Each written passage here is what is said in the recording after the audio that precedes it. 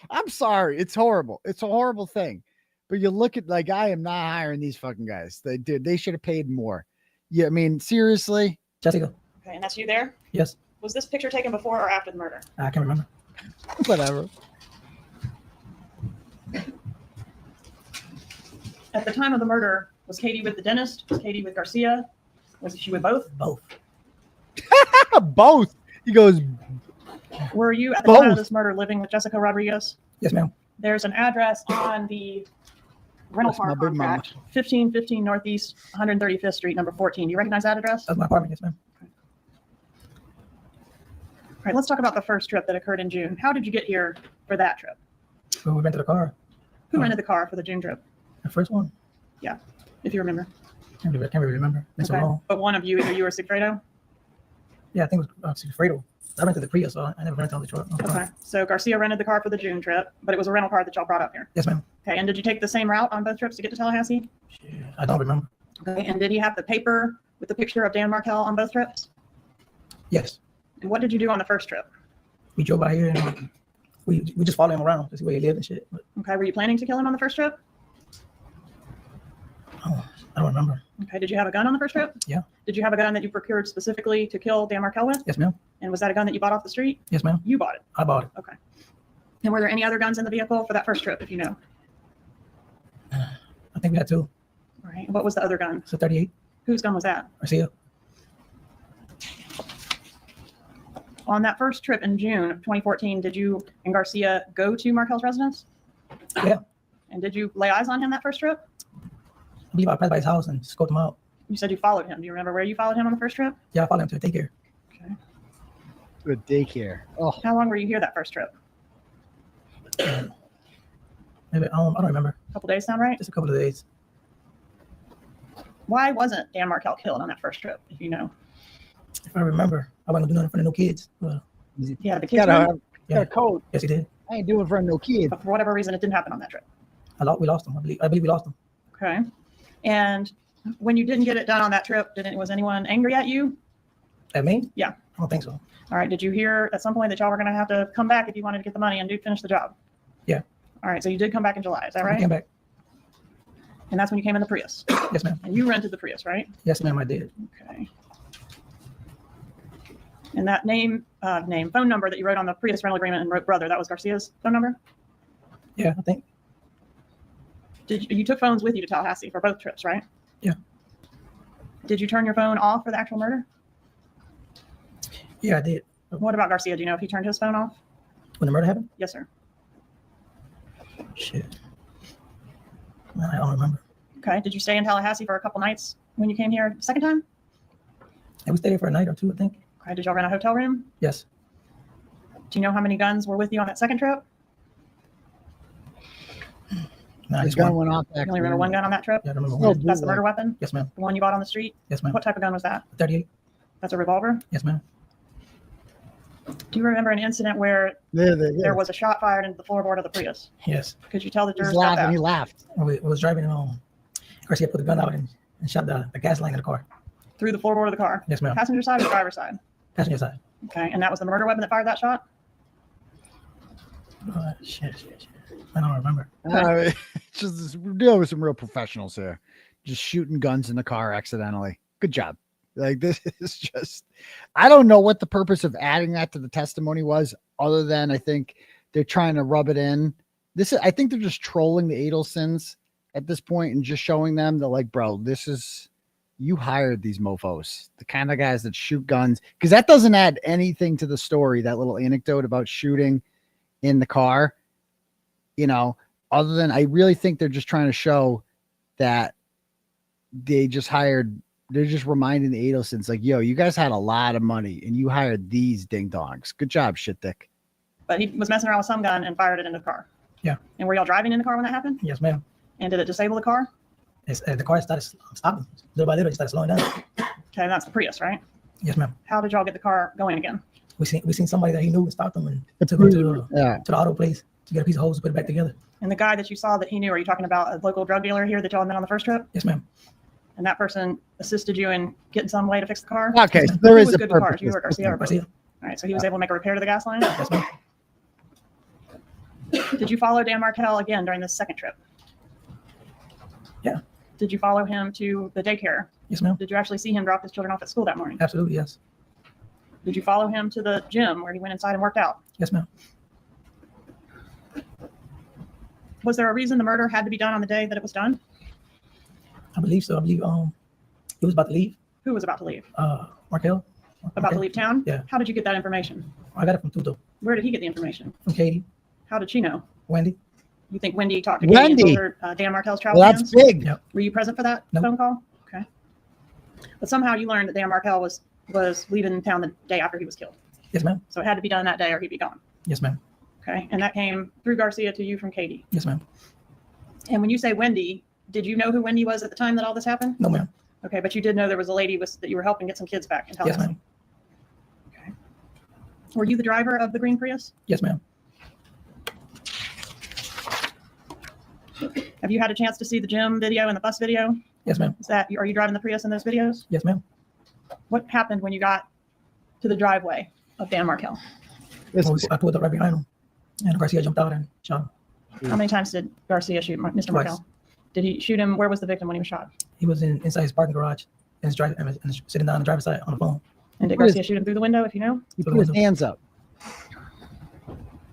How long would you say you were in the driveway? Just seconds.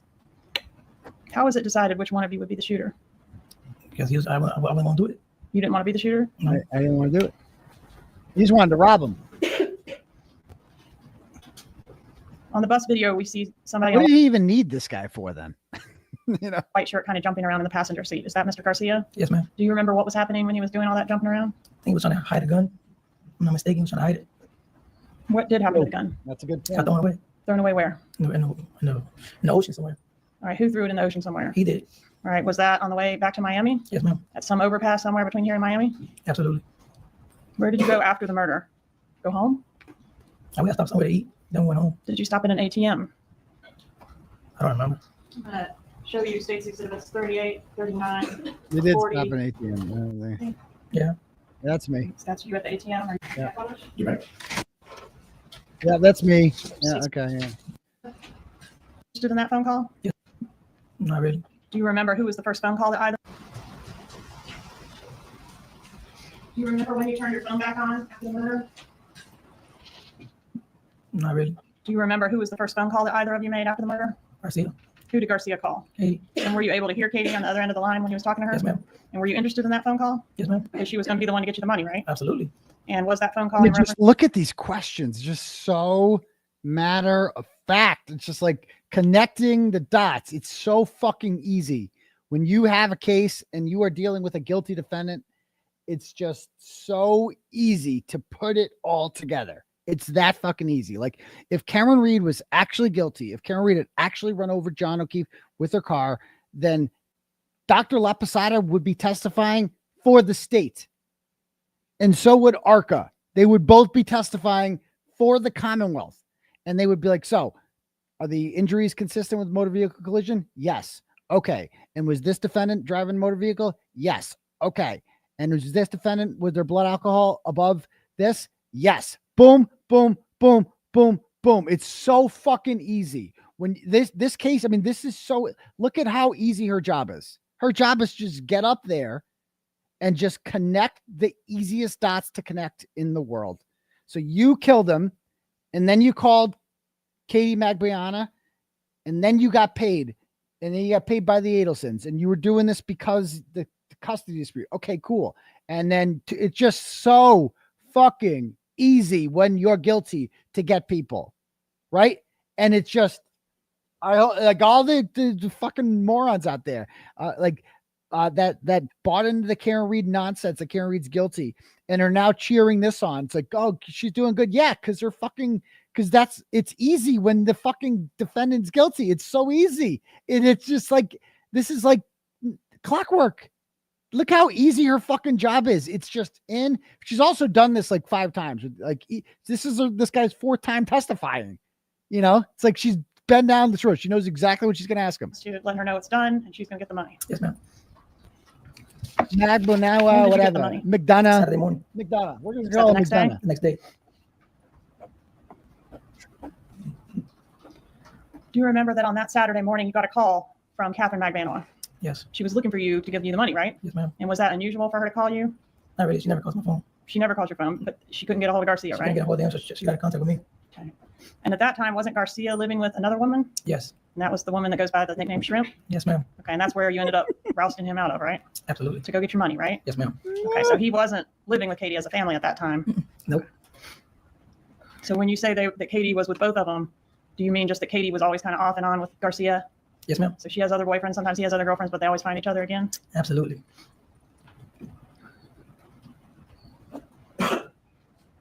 One moment. All right, tell us what happened when you got your money. How'd you get it? Where'd you get it? Spend that shit. I was in the barbershop. Fucking true. And they pulled up to my house, Kadis and 𝗺cie. Who was at the barbershop? Hey, I think my baby mama called me. My baby mama called me. Well, they came to my house. Okay, Kadis and 𝗺cie brought the money. Yeah, I was in the barbershop. And Okay. Kadis and 𝗺cie, Of course you came were. to my house about the money. All right, you were at and the do you know barbershop. where Kadis got the money from? Were you there when Kadis got the money? No. But you knew that she was supposed to go get it? Absolutely. And she did? Yes, ma'am. How much did you get? 35. Was there anything unusual about how your payment was packaged? Yeah, it was weird. It was all stapled. Was it cash money? Cash. Okay, stapled how? All hundreds? All hundreds of $1,000 stapled. Who's Stapled into bundles of $1,000 each? Yes, ma'am. Have you ever seen stapled money before? No. Did you and 𝗺cie buy anything with your cut of the money? I just bought a motorcycle. 46 and 47. Moving to evidence 46 and 47, Your Honor. No objection to defense. Objection. They're admitted. Publishing State's Exhibit 46. This yellow motorcycle, whose is that? 𝗺cie. Is that something he bought with the money that was the proceeds of this murder? Yes, ma'am. Okay, and what about this vehicle back here? Yeah, he bought that one too. He also bought that with his cut of the money? Yeah. And State's Exhibit 47. How much did what those about this cost? motorcycle right here? That's mine. Is that what you bought, or part of what you bought with your money? Yes, ma'am. How long after the murder did you guys make those purchases? Days, weeks, months? Probably like a month. Probably like a month. Did you make any changes to your cell phone after the murder? Did you dump your cell phone? I don't remember. Did you meet with Investigator Newland from my office to see if you could recognize some voices on some recorded telephone calls? Yes, ma'am. And did Mr. Newland play some calls for you and have you initial on a sheet if you could identify the voice on the Absolutely. sheet on that call? Yes, ma'am. State's Exhibit 136. Is it?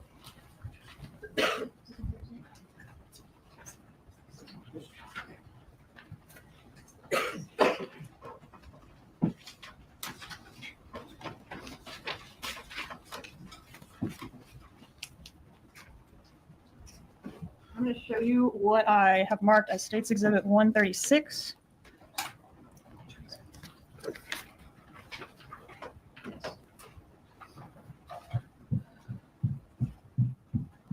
Do you recognize this exhibit? Yes, ma'am. And are these your initials here? Yes, ma'am. And does that mean you're verifying that the highlighted name, you know that person and that is their voice? Absolutely. On the particular call that reference? Yes. Judge, at this time I'd ask to move in evidence 136. Objection.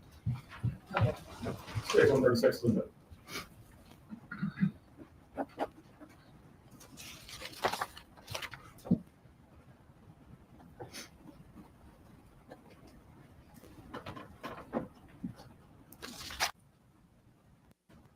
Full of money?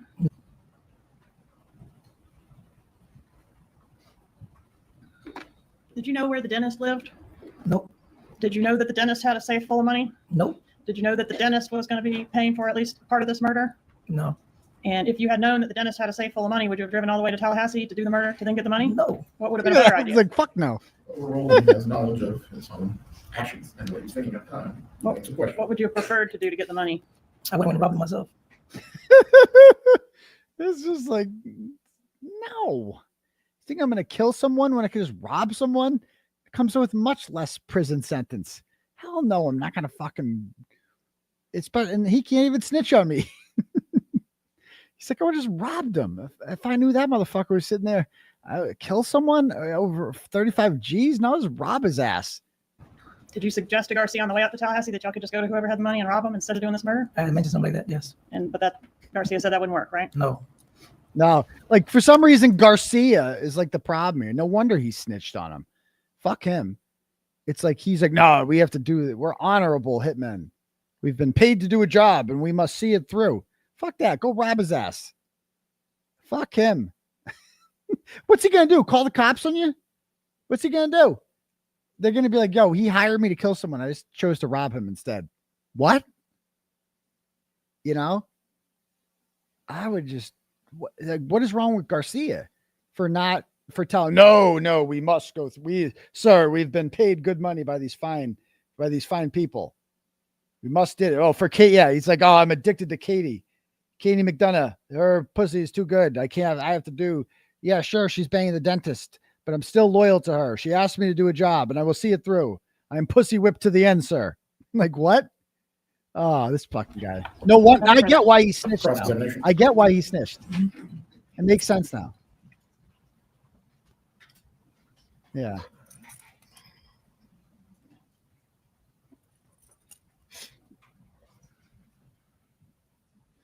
So that they're like, okay, what are we going to say to this guy? Yeah. She whispers something to him there, huh? Okay.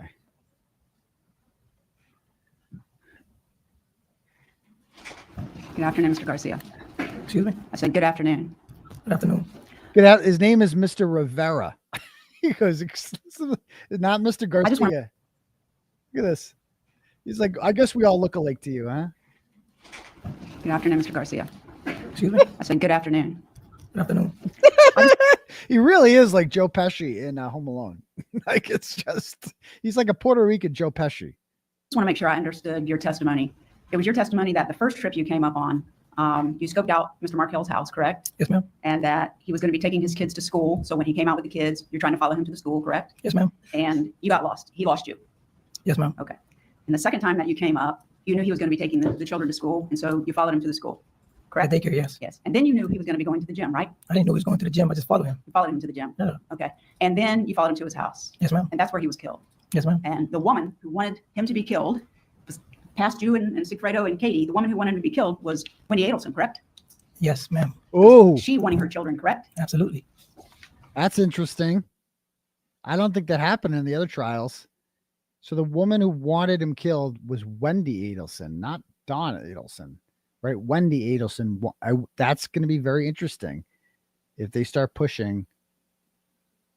And does Wendy talk to Donna? Like, since Donna has been to jail, does Wendy visit? Does she call? Do they have conversations? Like, because we'd be able to hear all those. I don't think they have.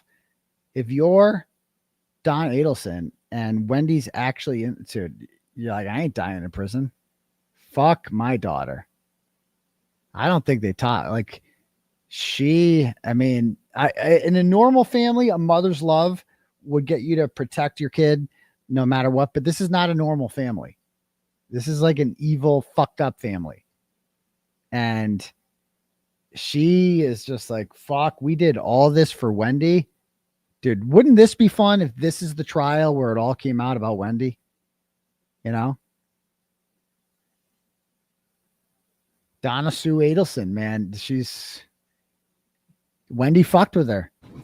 Oh, look at the Markels. Look at that. Look at them. You and 𝗃𝗿𝗄𝗃 and Katie, the woman who wanted him to be killed was Wendy Adelson, correct? Yes, ma'am. It was she wanting, that's where he was killed. Yes, ma'am. And the woman who wanted him to be killed, past you and 𝗃𝗿𝗄𝗃 and Katie, the woman who wanted him to be killed was Wendy Adelson, correct? Yes, ma'am. Look at Dan Markel. She wanting her children, correct? Absolutely. Wow. She wanted the children.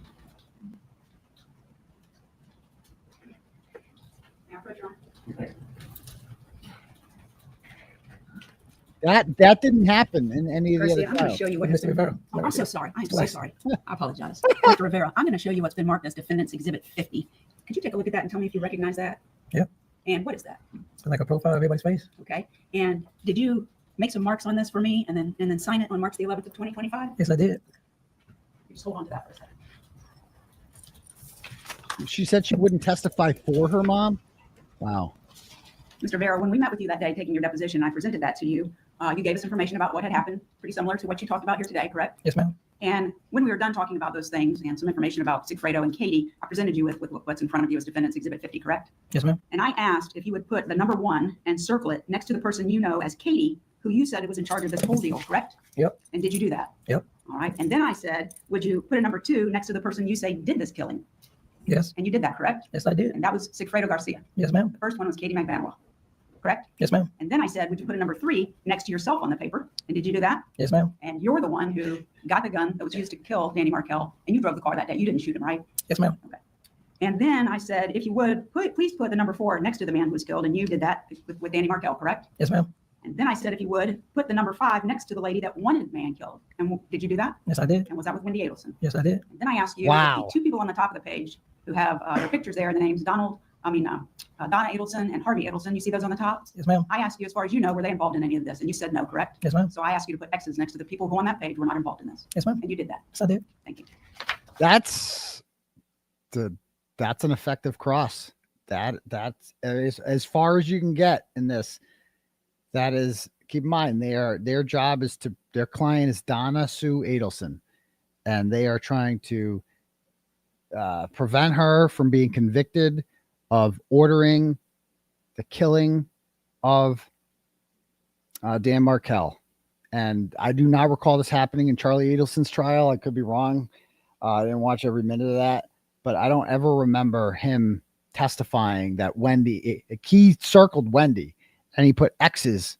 That's a good cross-examination right there, man. You can make fun of her opening all you want. That is to the fucking point. That is to the point, because Wendy Adelson's not on trial here. Donna Adelson is on trial here. And so if he is testifying that, like, no, it wasn't Donna Adelson didn't want that, Wendy did. Like, that's good. That's very good for Donna Adelson. Just one moment, Your Honor.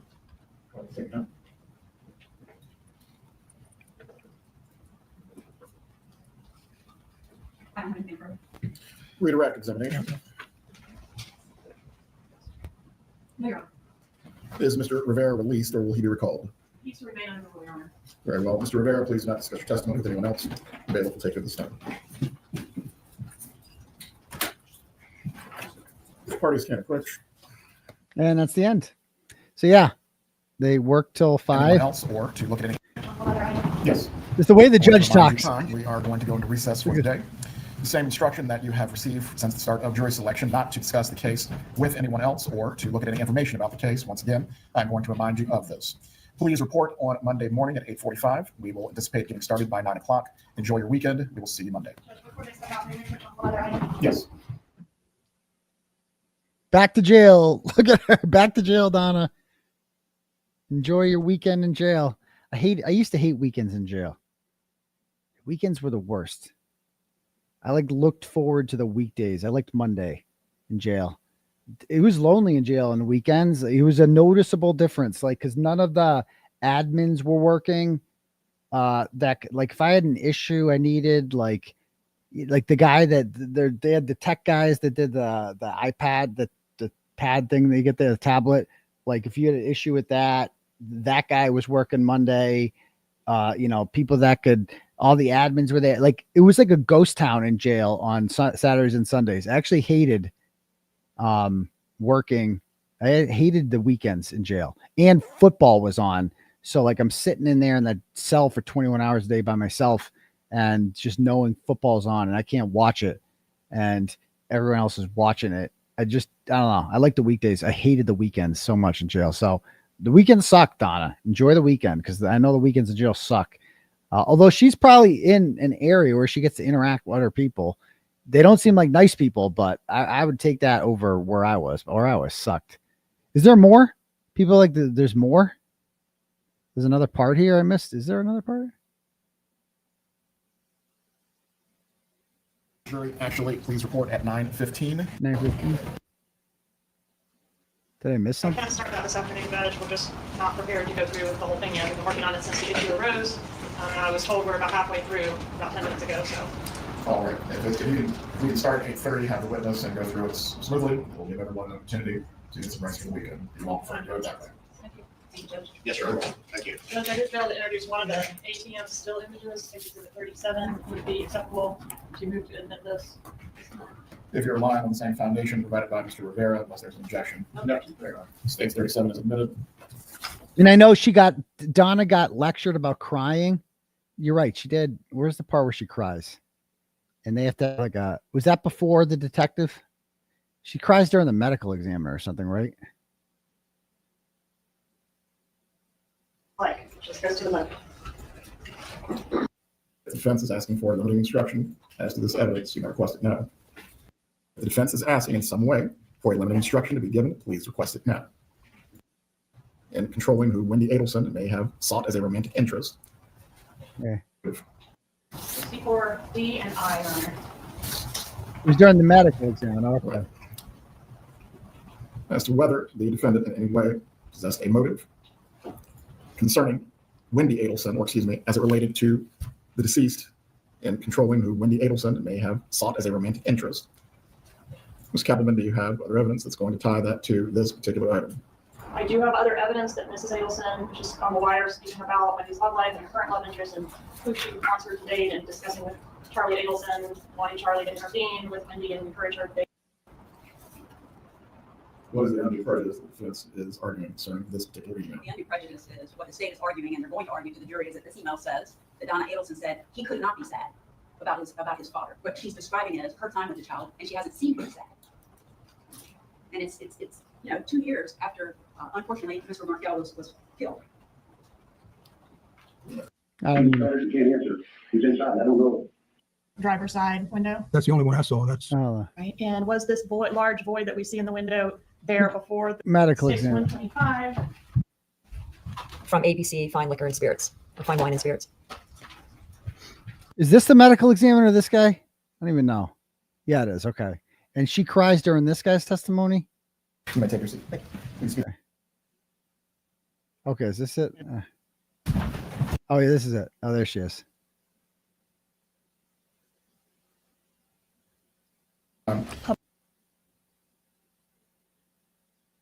Accurate photographs that were taken during the autopsy of Mr. testimony. Yes, they would. Would they assist the jury in understanding your testimony? Yes, they would. 13 has states 25 through 34. I want to look through those and let me know if you recognize them.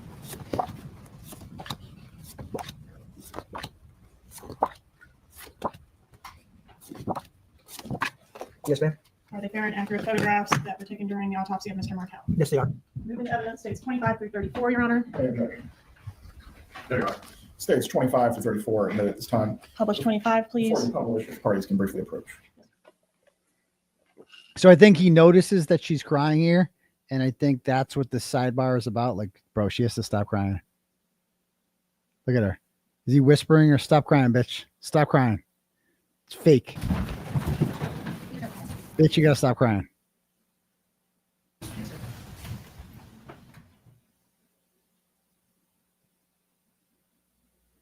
And do they go on a break here? Okay, they come back. Is this where he yells at her? Tells her to cut the shit? It's 25. Wait, does she give the instruction about cutting the shit?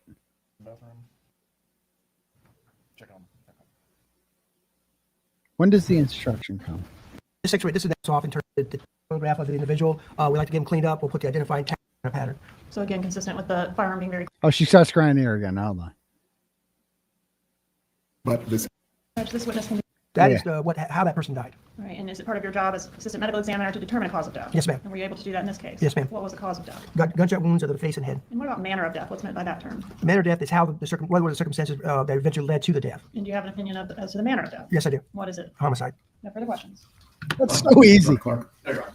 Look at her. This witness can be excused, and this might be a good time to take our lunch recess. Very well. Dr. Clark, you may step down, sir. Have a good day. Members of the jury, we are going to take our lunch break at this point. As you have been previously instructed, I'm just going to remind you again, you are not to discuss this case with each other or any other person. During your lunch break, you may eat together if you choose to. Again, you may converse about any manner of. And people are like, the antis are always like, why isn't Karen Reed crying? Because that's what guilty people do. Because that Donna Sue Adelson's crying. Does that mean she's innocent by their logic? Why didn't she show any emotions? Probably because she's innocent and she's trying to like get out of this thing because it's like she's trying to prove that she's fucking innocent. It's like driving her mad. Like guilty people fucking cry. Things but this case. Does everyone understand this instruction? Please raise your hands. And for the record, the jurors have raised their hands. Please return at 1:15. Enjoy your lunch break. Break this afternoon. I do believe this merits a small bit of discussion on the topic. Matters that we've discussed at sidebar concerning emotional responses. I do feel it is important at this point, Mrs. Adelson, when the testimony is occurring or the evidence. I know you may have a natural reaction, but As best possible, you need to control your reactions concerning any head movements, any expressions of disagreement, or any emotional outbursts. The jury must decide this matter on merits, on the evidence. Do you understand this?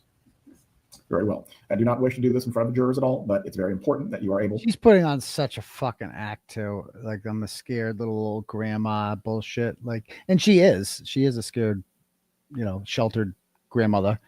But at the end of the day, she solicited someone to kill someone. Like a good man with 2 children. She solicited him, and that has had effects not only on them, but on Dan Markel's parents, who basically lost their grandkids as a result of that. They have no relationship whatsoever with their own grandchildren, who probably don't even know them much at all, and no longer have their son's name has disappeared. They've renamed him. I mean, think how hard it is for Danny's parents. So, that her decision there, she might not have pulled the trigger, but that was some gangster shit she did, Control your emotions. You understand what I'm saying? Does either party need to be heard before we before we go into the lunch break? Okay. All right, please report back at 1:15 as well. I believe we have 3 other witnesses that we can possibly get through this afternoon. This is so efficient. So anyway, yeah, next week we're going to get Wendy Adelson's going to go. Charlie Adelson's going to go. He's in custody. They're going to bring him in. And who else they're going to have to bring? Who always goes to this? Katie Magbuana. She always goes, right? They're going to bring Katie McDonough back. And Donna's not going to take the stand, is she? And Charlie took the stand because he's a narcissist. And he had to talk. He couldn't not talk. I can't imagine Donna Sue taking the stand because she'll just fucking fall apart. Like it ain't going to go well. Like she's going to be a fucking disaster on the stand. Oh, and Jeff. That's right. We got to get Jeff. So we got some good witnesses. We got Wendy. We got Charlie Boy. And we got Jeff. Yoga Jeff. We got to get Jeff back. Jeff's he's a talker. He's a chatterbox. He's the Kerry Roberts of this trial, except you're actually going to like him, but he doesn't shut the fuck up ever. And he always wants to talk about the relationship. Oh yeah. So I think we were together, but like, I wasn't sure if we were like together. Like I wasn't like sure, like, do we have a future or not? Like she told me we didn't, but then she also invites me to yoga. So like maybe we did. And I just wanted to see, like, maybe we did. And then like, yeah, I just did everything for her, but I thought she might be cheating on me. And as it turns out, she was getting train run on her by a bunch of Cuban guys. There was just a whole line of them just coming in and giving it to her real good. And I found that out through you guys, actually. So thanks for letting me know. But I really liked her. I was going to introduce my parents, and I was going to cook for her that night. And we had plans to go on a vacation together. And I really liked her. I really liked her a lot. Like, let's talk more about Jeff's a trip. So, yeah. So we'll get, and then Charlie should be wildly entertaining in custody. That's going to be interesting. And Wendy, this is good. This is going to get good this week. So really looking forward to, and I think by this time next week, this whole thing will be over by we're going to have a verdict by Friday. Wouldn't surprise me at the rate this guy's going. This judge gets him in and out, man. He goes to 5, but, okay. Let me read some turtle chats here.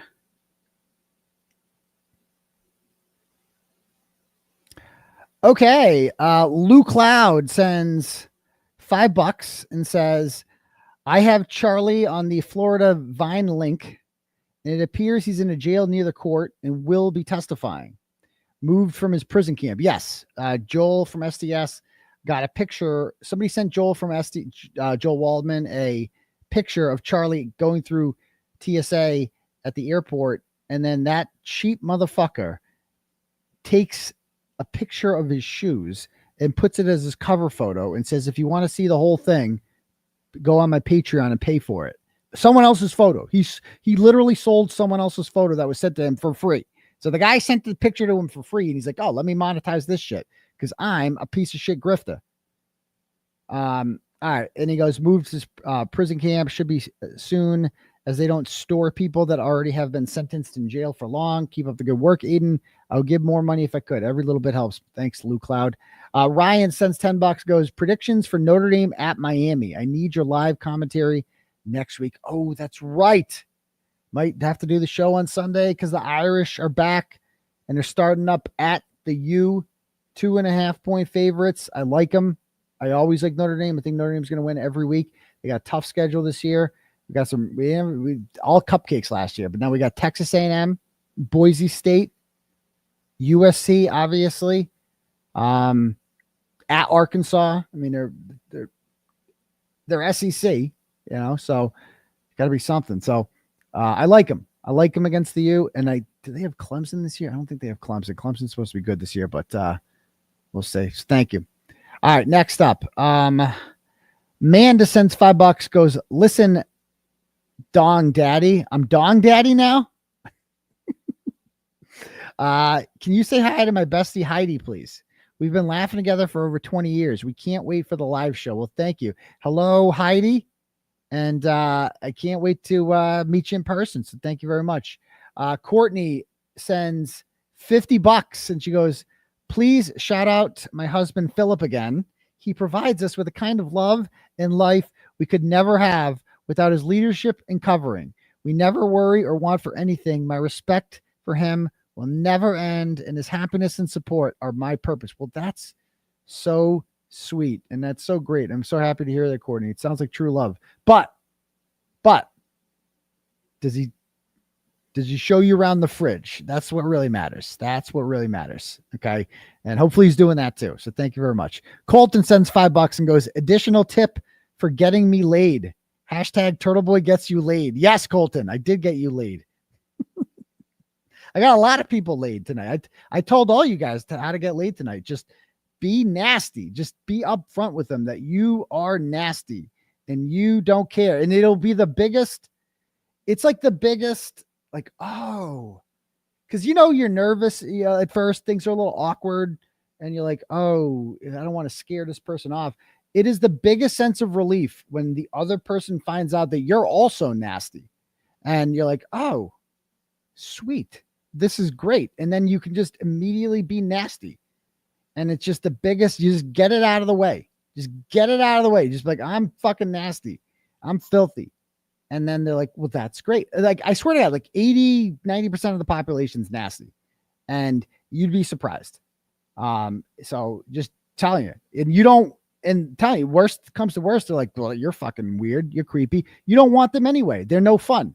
They're not nasty. You can't be with a non-nasty person. So thank you. Next. Maggie sends $5 and goes, can you watch and play Girl with Sunglasses TikTok discussing the video DePetro made about her? Love you, Turtle. I'll have to watch it first, maybe Tuesday, Maggie. Send it to me. I haven't seen it. I go on TikTok and I just watch whatever the algorithm feeds me. So I'm not entirely sure. So thank you. I mean, the Girl with Sunglasses, she's got, every time I watch her, it's like I'm focused on, she has huge gazungas. And every time I turn it on, it's distracting. I'm going to be perfectly honest with you. And like most people are looking at sunglasses, I'm not looking at that. So it is a little bit distracting. So got to be perfectly honest with you. So thank you. Next. Let's see.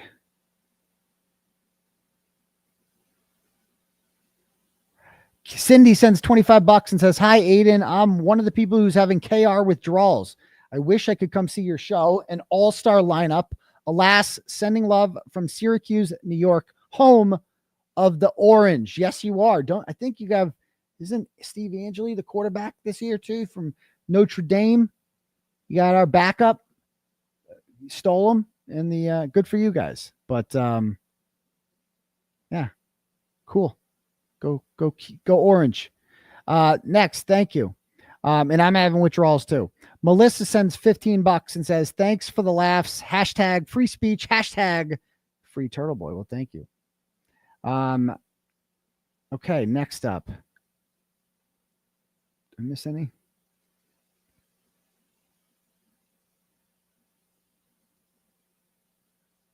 Okay. I think we got a couple cash apps here.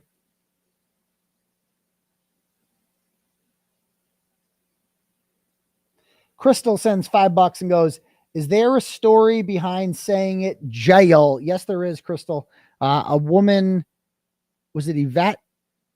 When 𝗵𝗂𝗺𝗆 showed up at her house to ask her about rubber duckies or sending messages to Jennifer McCabe, she just starts filming him running away while she's going, yo, you're going to jail. You're going to jail. And 𝗵𝗂𝗆 tried charging her with witness intimidation, and it just didn't work out for him. So thank you. Christy sends $25 and says, the fiance heard the show and said, what the fuck? Y'all got your own language. We do. We do. We are a nasty show here. This is a sex cult. So thank you, Christy. Crystal sends $5 and says, send gross things to prank texter. Make them regret it. Oh, I'm not sending nasty. I don't know. Maybe. Okay. All right, cool. Let me just refresh the turtle chats. Yeah, you know, it's not Karen Reed, the Adelson trial, but it's interesting, and I find it entertaining. And so, am I a true crime guy? I don't know. We'll see. I'm still finding my identity in the post Karen Reed world. You know, what is my identity? What am I going to be doing here? I don't know. We'll find out. But I'm just having a good time, taking it day by day, and seeing what happens. So. All right, guys. Anyway, I am going to go call it a night, but I love all you fine people, and you guys keep up the great work, and we'll see you guys all for the next episode of Turtleboy Live on Tuesday night. And don't forget to brush your teeth. Peace to your bum crease, Turtle Riders. It calls